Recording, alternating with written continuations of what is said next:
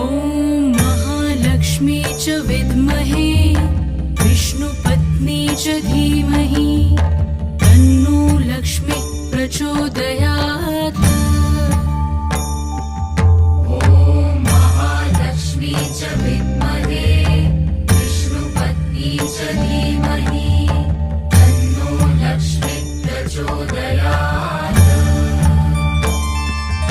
ॐ महालक्ष्मी च विद्महे विष्णुपत्नी च धीमहि तन्नो लक्ष्मी प्रचोदयात्।